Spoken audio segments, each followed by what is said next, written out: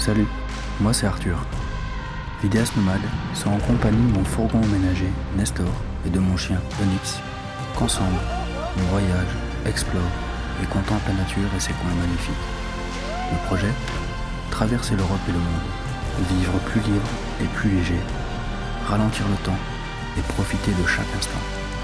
Mon projet, Adventure.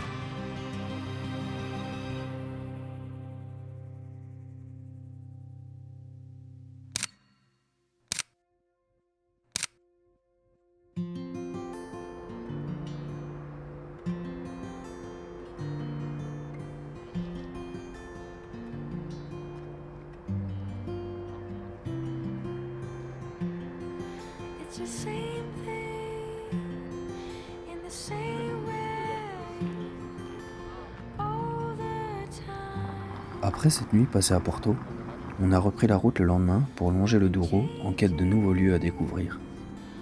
C'est là qu'on a trouvé une petite plage au bord du fleuve pour s'arrêter un peu, manger un bout, nettoyer Nestor pour la première fois depuis le début du périple, et il en avait bien besoin, et prendre une petite douche. Always the same days to give away. Le Douro est un fleuve qui prend sa source en Espagne à 2160 mètres d'altitude dans la province de Soria. Approximativement, le fleuve Douro a une longueur de 900 km. Il serpente et traverse l'Espagne sur environ 600 km. Puis sur 100 km, il marque la frontière entre l'Espagne et le Portugal, pour devenir ensuite entièrement portugais sur les 200 derniers kilomètres. Il devient alors navigable avant de se jeter dans l'océan Atlantique entre les villes de Porto et de Vila Nova de Gaia. La vallée du Douro est bordée de vignobles réputés. D'ailleurs, l'UNESCO a inscrit le 14 décembre 2001 le vignoble de la vallée du Haut-Douro dans la liste du patrimoine mondial de l'humanité.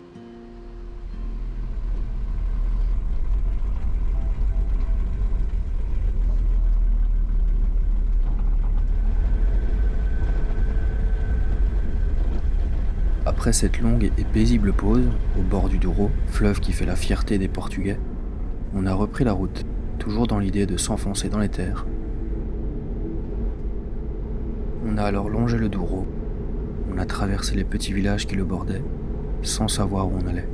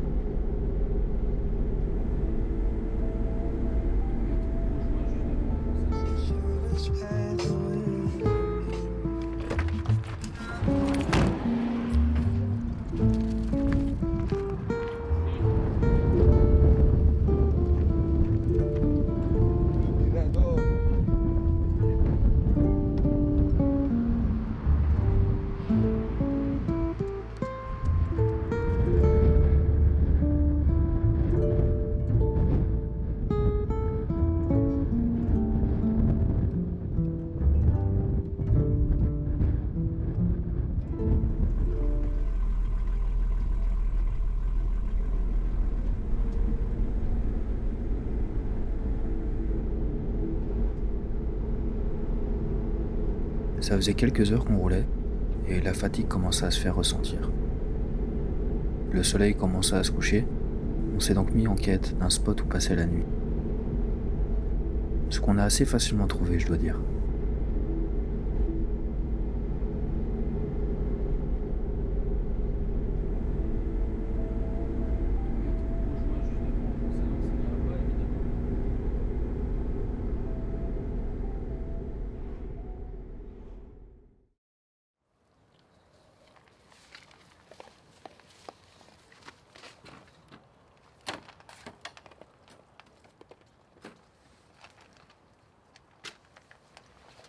On a donc trouvé un spot en pleine nature, le long d'un affluent au Douro. C'est ce genre de spot que j'adore. On est reculé de tout, loin de toute civilisation et de tout stress. On peut prendre le temps et apprécier le silence et le calme qui règnent.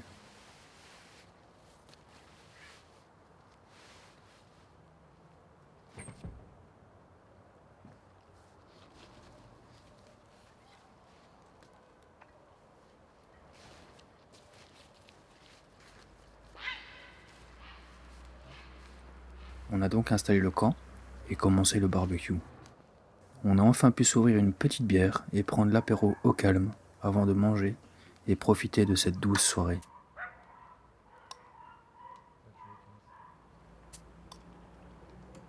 Santé à Penny.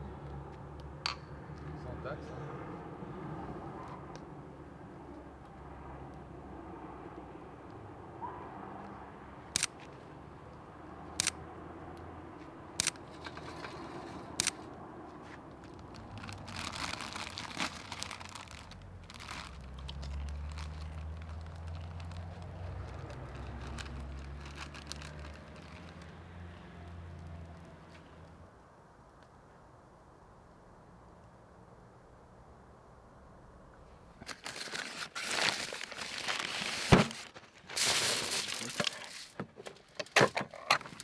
Il y a moyen que ça soit bon. Moi, je pense que C'est pas une si mauvaise idée. L'ado, ouais. ça me paraît bien, c'est comme ça.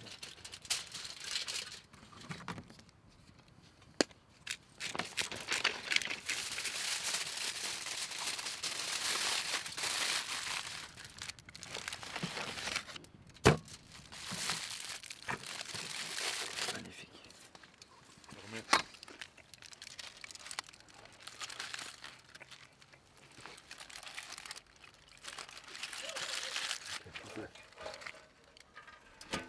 Regarde.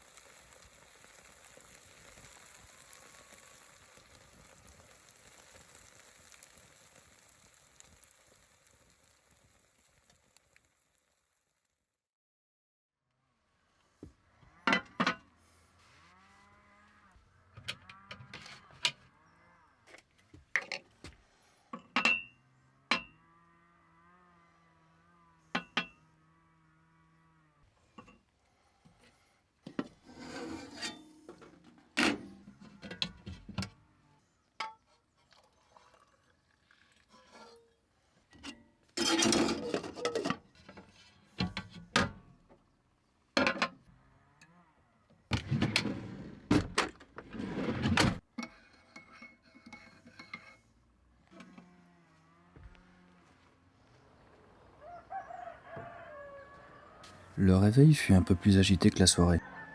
Comme vous l'entendez, un villageois s'est réveillé aux aurores pour nettoyer son terrain. Mais bon, on n'avait pas de raison de se plaindre. On était en pleine nature, on avait passé une belle soirée et une belle nuit, on avait pu prendre notre café et se réveiller tranquillement malgré tout.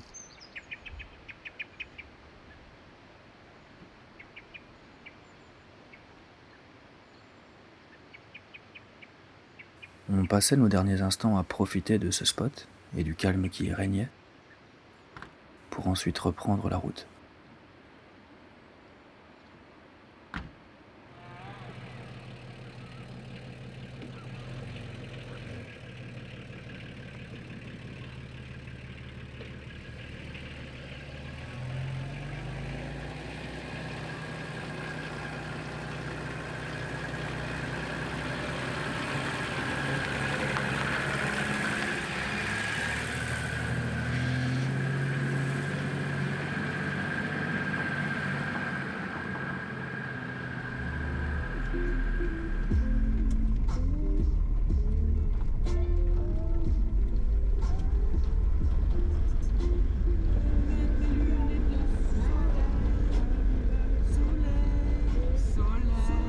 Oula, là même en deuxième, il y arrive pas le gaillard.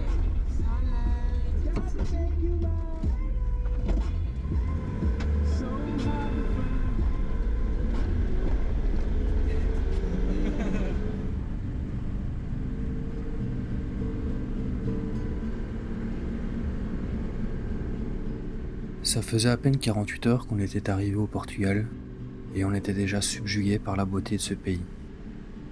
On avait un sentiment de liberté qui nous envahissait. J'adore voyager avec Nestor. Il est lent, c'est vrai, mais c'est ça qui rend le voyage aussi passionnant. Comme je l'ai dit, j'ai le temps de contempler et admirer le paysage qui défile et de profiter de chaque instant.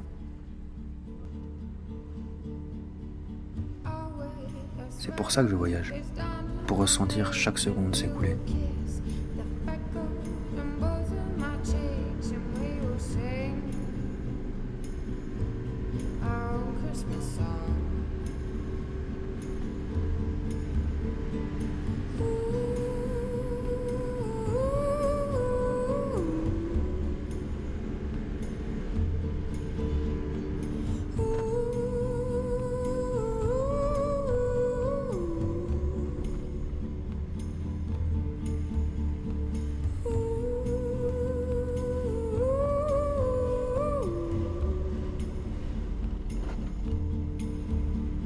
You pull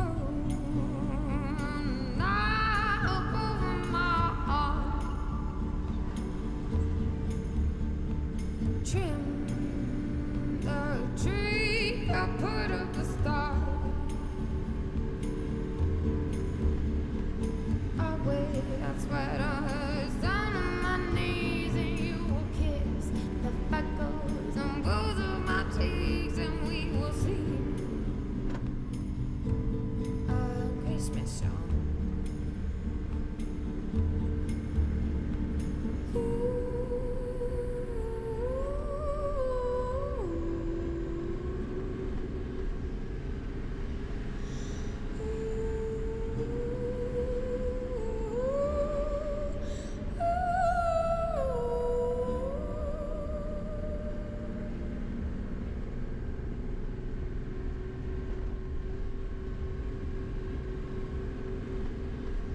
On est alors arrivé à Crestuma, ce petit village que nous avons aperçu la veille, de l'autre côté de la rive, lors de notre première pause le long du Douro.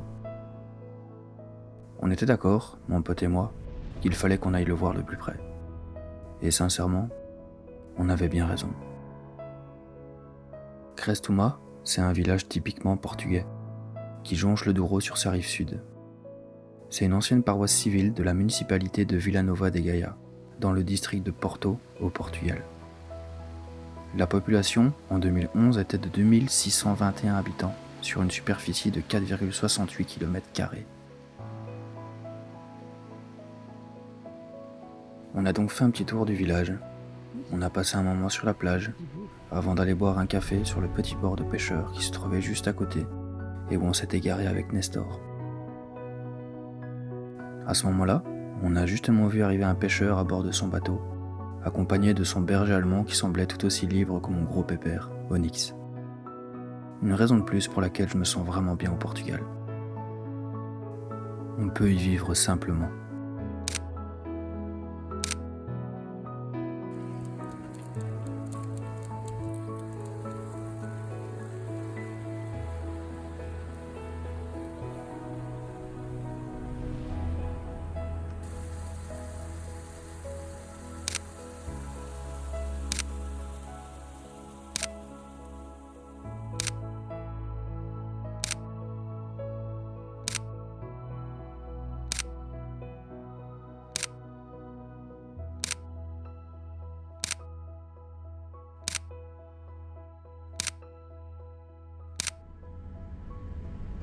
On a donc repris la route en longeant le Douro par sa rive sud cette fois-ci. On aurait voulu continuer plus loin, le long du Douro, mais le temps jouait contre nous, et si nous voulions traverser le Portugal par la côte, il fallait la rejoindre. C'est ce qu'on a décidé de faire du coup. When I can't seem to carry on, I know your hand is guiding me. I know your hand is guiding me.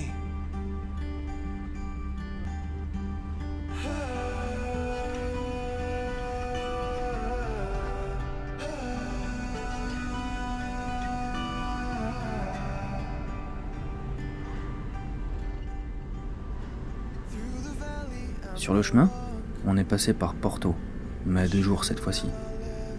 Et j'avoue que c'était tout aussi beau que de nuit. Je ne suis pas fan des villes comme vous le savez, mais Porto est une exception.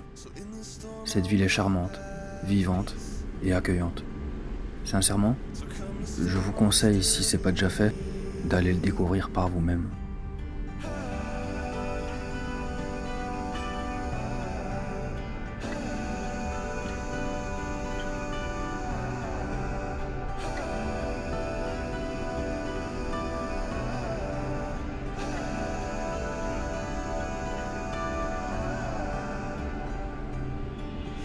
it seems I'm at the end. Après avoir sillonné les routes le long du Douro et traversé les petits villages aussi charmants les uns que les autres, et après avoir traversé Porto, nous avons enfin pu rejoindre la côte et continuer notre route vers le sud. You're always reaching down to guide me, 'cause I am yours and I am free.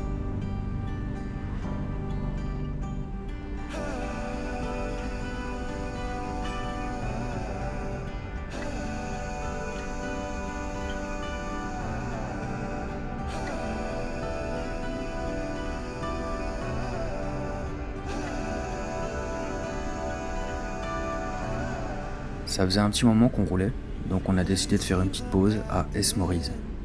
Là-bas, on s'est baladé un peu et on a mangé un bout. Attention, non. Allez. Pour la petite histoire, Es Moriz, c'est une ville portugaise située à 25 km au sud de Porto. C'est une paroisse de la municipalité d'Ovar et une partie de la région de Aveiro. Es Moriz a une superficie de 9,17 km² et la population en 2011 était de 11 448 habitants. C'est seulement en 1993 qu'elle a obtenu le statut de ville. Avec sa plage et sa forêt, ça en fait une destination de choix pour vos vacances d'été.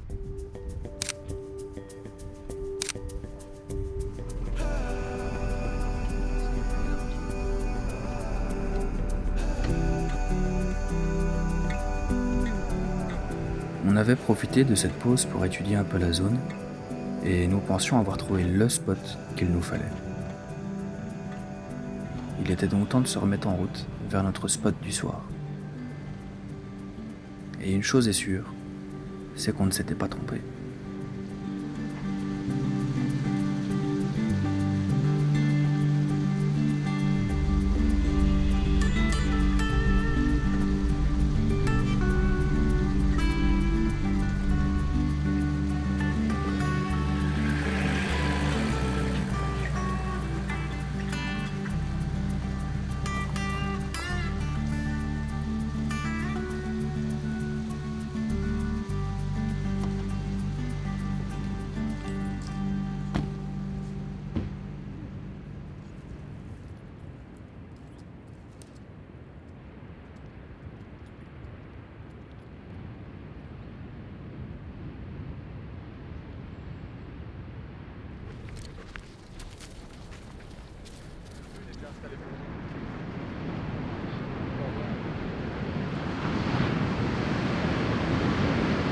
C'est vraiment magnifique.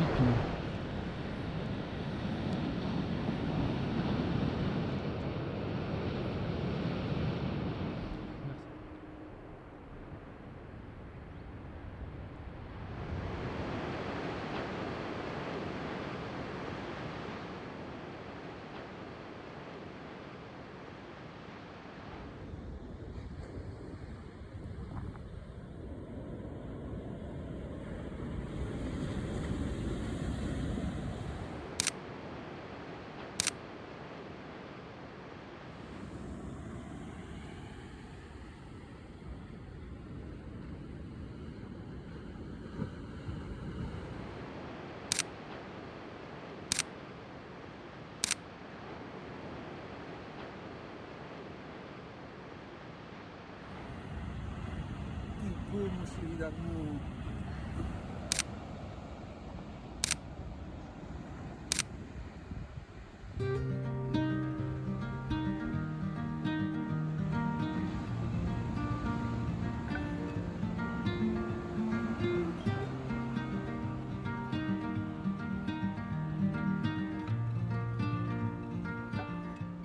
Ce soir-là, j'ai vraiment compris que ma place était définitivement sur les routes. On passe notre vie à comprendre qui on est, à savoir ce que l'on veut, où on veut aller, comment, avec qui. On ne prend jamais le temps de se poser, de s'interroger et de s'écouter. On ne prend jamais le temps de ralentir le temps. Pourtant, il suffit de le faire pour se rendre compte que parfois, notre bonheur est ailleurs, qu'il se situe dans les petites choses du quotidien, dans les partages, les rencontres, les découvertes et les moments comme celui-ci, où rien ne se passe, mais tout se vit Sur les routes, je suis libre. Libre d'aller où je veux, quand je veux. Libre de me laisser porter par mon instinct. Je suis simplement libre de vivre. Je ne sais pas de quoi demain sera fait, mais j'ai toute la vie pour le découvrir.